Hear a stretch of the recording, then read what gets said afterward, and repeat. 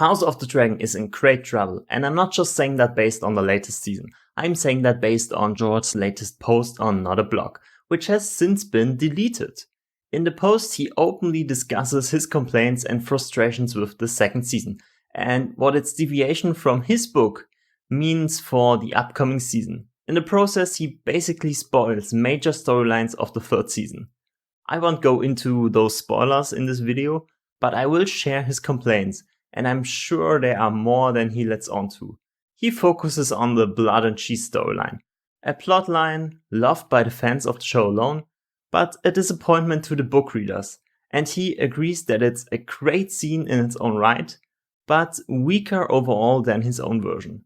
I made a video about this when the episode first aired, which you can watch if you like to, but in short, I 100% agree with George. But there's a big problem with the scene.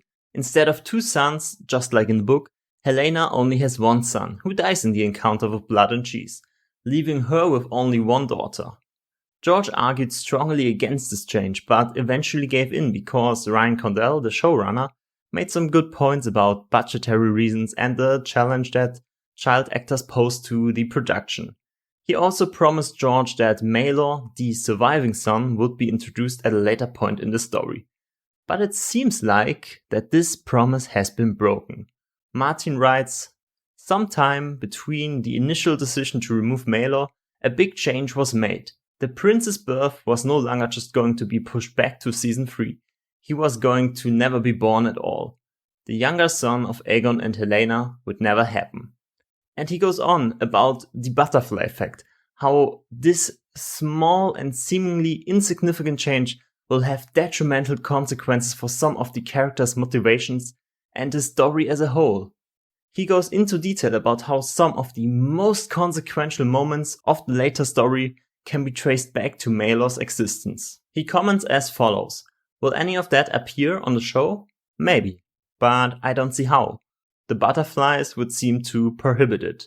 And about the showrunner he says, "I have no idea what Ryan has planned, if indeed he has planned anything, but given Maelor's absence from episode 2, the simplest way to proceed would be to just drop him entirely. From what I know, that seems to be what Ryan is doing here.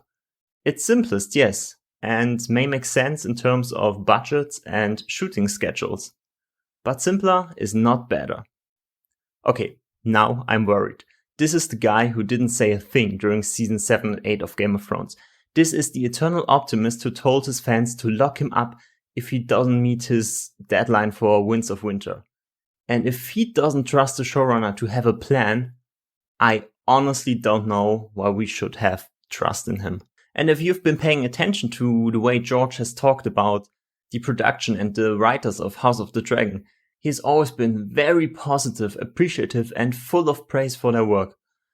But not so long ago, he talked about not attending a meeting to plan season 3. Towards the end of the second season, he also made a long post about the nature of dragons, which included a comment about adhering to canon and source material, which can definitely be interpreted as a passive-aggressive dig towards the show.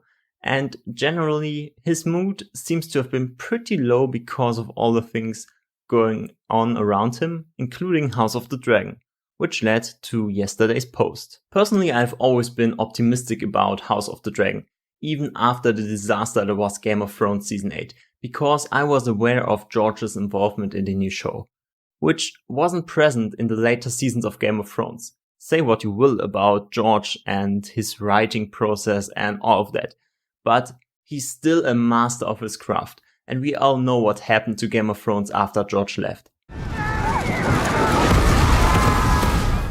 I know a killer when I see one. I'm still going to keep my hopes up for the new show, but at this point I'm very concerned for the third season. As I mentioned in the beginning, George's post has since been removed. He probably got a lot of heat from HBO, who have come out with a statement regarding the blog post. There are few greater fans of George R. R. Martin and his book Fire and Blood than the creative team on House of the Dragon, both production and at HBO. Commonly, when adapting a book for the screen, With its own format and limitations, the showrunner ultimately is required to make difficult choices about the characters and stories the audience will follow. We believe that Ryan Condal and his team have done an extraordinary job, and the millions of fans the series has amassed over the first 2 seasons will continue to enjoy it.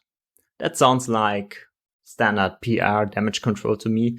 They are well aware that a public falling out of George would be marketing poison, and instead they are trying to appease him publicly.